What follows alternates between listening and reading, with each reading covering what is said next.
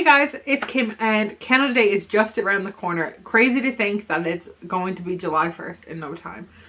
So in this week's video, I actually want to show you guys two different DIYs that you guys can do for Canada Day. They're both t-shirts, but they're both two different types of t-shirts you can do. So the first t-shirt I did was this one. It just says Canadian A on it, and it's just how you would do an iron-on transfer.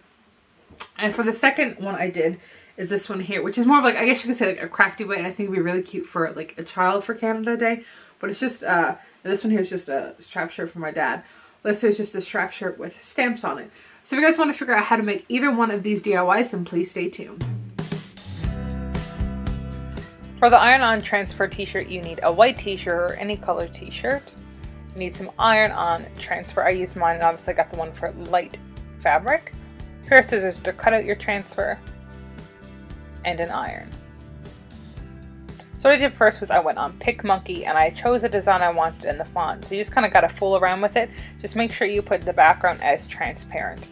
Once you had a design and everything that you liked, you want to make sure that you make it to size, and you want to go over and rotate it. So you want to flip your image like shown before, so it looks backwards. So when it prints, it will print the right way. As you can see, it's printed backwards. Then you want to cut out your design and cut it kind of around the edges so there's not much showing. Then follow the instructions on your transfer sheet. Mine was just apply heat for 2 minutes and then wait for it to be completely cooled and peel it off.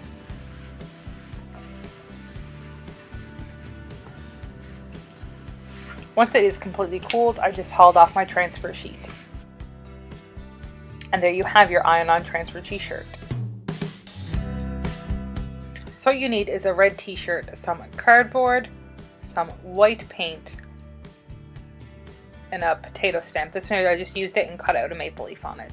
What you want to do first is take your t-shirt and put the cardboard in between. It's just keeping it so the paint doesn't soak through the t-shirt. And all I did was take an old butter tub lid or something flat and put the white paint on. Next, all you do is take your potato stamp and smear the white paint on it and stick it on the shirt. Just make sure all the edges and everything are covered.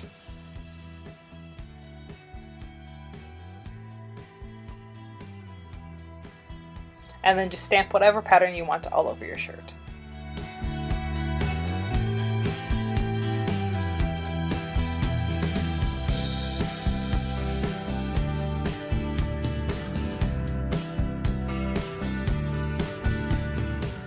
Then leave it to completely dry and your t-shirt is done. I hope you guys like these DIY videos. If you do, make sure you give me a thumbs up. Please subscribe to my channel, and I guess we'll see you guys next week with another video. Thanks. Bye.